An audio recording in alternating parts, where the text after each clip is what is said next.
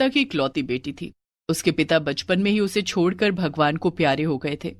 अनीता की माँ उषा ने बहुत गरीबी में अनीता को पाला था और उसकी शादी एक अमीर लड़के से की।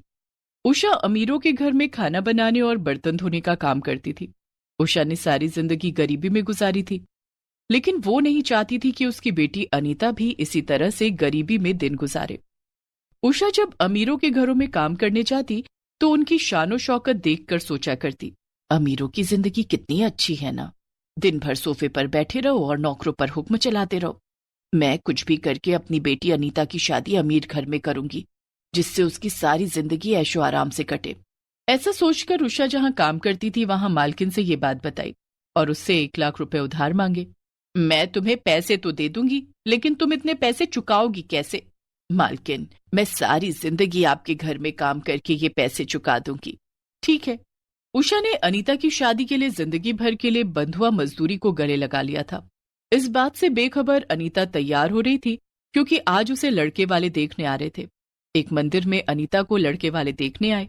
उषा ने लड़के की माँ से कहा, बहन जी, मेरी बेटी पढ़ी लिखी नहीं है, लेकिन देखने में बहुत सुंदर है और घर का सारा कामकाज जानती है।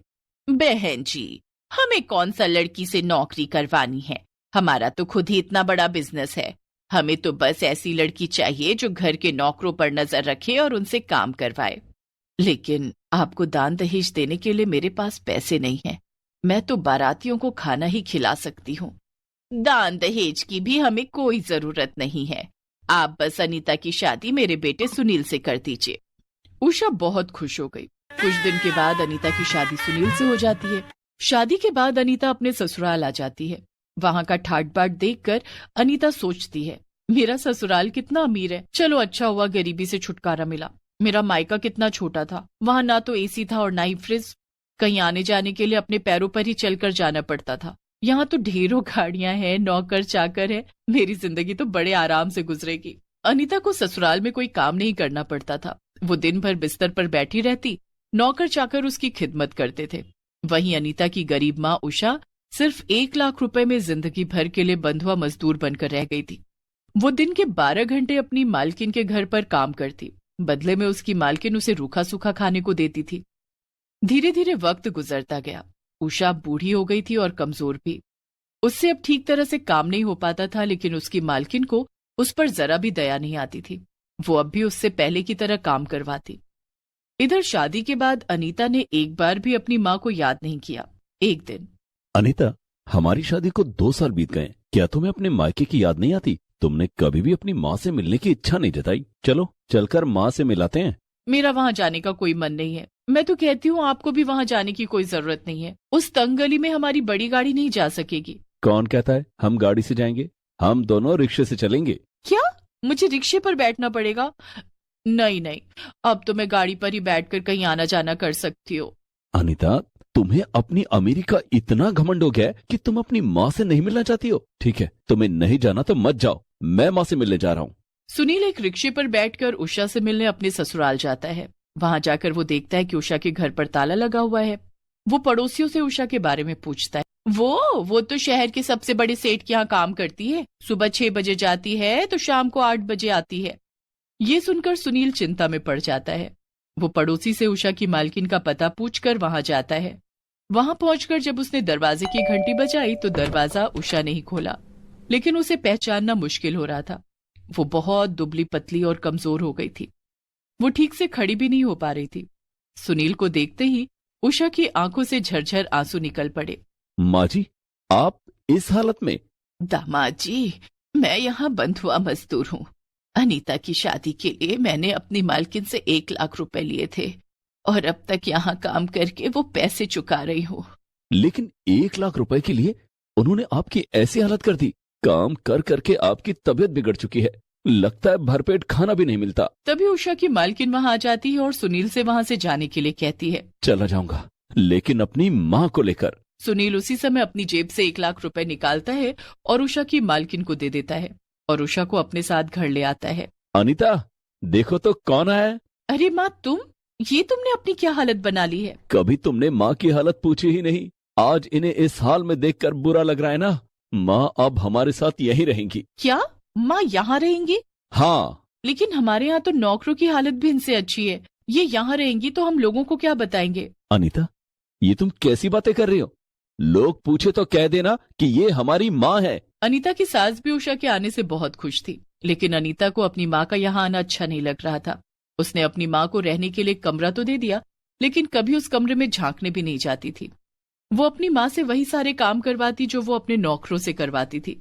एक रात जब घर के सभी लोग खाना खा रहे थे, अनीता बहू, कल सुबह नाश्ता और खाना तुझे बनाना होगा। कल राजू काम पर नहीं आएगा, उसकी तबीयत खराब है। ठीक है माँ जी। लेकिन दूसरे दिन अनीता सुबह सुबह 5 बजे उठ जाती है। उस समय घर के सभी लोग सो रहे थे। वो उषा के कमरे में जाती है और सबके लिए नाश्ता और खाना बनाने के लिए कहती है। माँ, सभी के लिए नाश्ता और खाना बना दो, और किसी से मत कहना कि ये सब तुमने किया है, नहीं तो मैं तुम्हें घर से निकाल दूंगी। उषा अपनी ही बेटी के बदले हुए रूप को देखकर हैरान थी, लेकिन वो कुछ नहीं बोली और उसी समय उठकर रसोई में चली जाती है। उसने पूरे परिवार के लिए नाश्ता और खाना बनाया। आखिर में उसने सबके लिए चाय बनाई। तब तक सभी लोग सोकर उठ गए थे। तभी अनीता रसोई में आती है और उषा को उसके कमरे में जाने के लिए कहती है। उसके बाद वो सबके लिए टेबल पर चाय और नाश्ता लगाती है। अरे वाह, नाश्ता तो बहुत टेस्टी बनाया तुमने। आज तुमने पहली बार कुछ बनाया है। हाँ बहू, आज तो तेरे हाथ का खाना खाकर मुझे बड़ा अच्छा लग रहा है। ये ले मेरी तरफ से सोने के कंगन। अनीता खुशी खुशी कंगन रख लेती है और उषा की ओर देखकर मुस्कुराती है। बेचारी उषा कुछ नहीं कहती है। इस तरह वो सबकी नजर बचाकर अपनी माँ से काम करवाया करती। माँ से बात करने के बहाने वो उषा को अपने कमरे में बुलाती और उससे अपने पूरे शरीर में तेल मालिश करवाती। बेचारी उषा अपनी ही बेटी के ससुराल में नौकर बनकर रह गई थी। लेकिन अनीता को इस बात का बिल्कुल भी एहसास नहीं था कि वो क्या कर रही है। सुनील और सुशीला के सामने तो वो उषा की खूब खातिरदारी करती, जिससे कि उन्हें कोई शक न हो। कुछ दिन और बीत गए। अनीता अब माँ बनने वाली थी। उषा अब अनीता का खूब ख्याल रखती थी। इसी बीच एक बार सुनील और सुशीला को शहर से बाहर जाना पड़ा। अनीता, मैं और माँ कलकत्ता जा रहे हैं। बुआ जी की बेटी की शादी है। तुम्हारा 7वां महीना चल रहा है।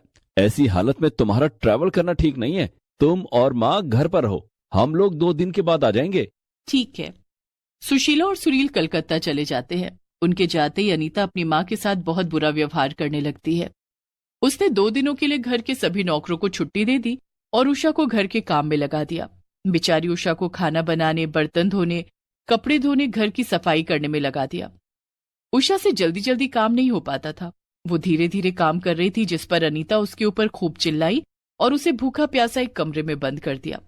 अनीता सारा दिन उस कमरे में बंद थी, जिसमें अनीता ने बाहर से ताला लगा दिया था। लेकिन रात होते ही अनीता की तबीयत अचानक खराब हो गई। उसके पेट में बहुत तेज दर्द होने लगा।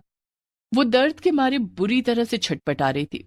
उसकी हालत इतनी खराब हो गई कि वो उषा के कमरे तक भी नहीं जा सकती थी। लेकिन माँ का दिल तो माँ का ही होता है। अनीता के चीखने की आवाजें सुनकर उषा खिड़की का शीशा तोड़कर कमरे से बाहर आ गई। उसने फोन करके एम्बुलेंस को बुलाया और अनीता को अस्पताल ले गई। अच्छा किया जो आप इन्हें अस्पताल ले आई। इनका अभी ऑपरेशन करना पड़ेगा। बच्चे की हालत ठीक नहीं है। ठीक है डॉक्टर साहब, आप ऑपरेशन कीजिए। डॉक्टर अनीता को ऑपरेशन करता है और अनीता एक प्री मैच्योर बेबी को जन्म देती है। उधर उषा फोन करके सुनील और सुशीला को सारी बात बताती है। बच्चे के जन्म के कुछ दिन तक दोनों को अस्पताल में रहना पड़ता है। कुछ दिन के बाद दोनों घर आ जाते हैं। अनीता को अपने किए पर बहुत पछतावा होता है। वो उषा से माफी मांगती है और वादा करती है कि अब कभी अपनी अमीरी का घमंड नहीं करेगी।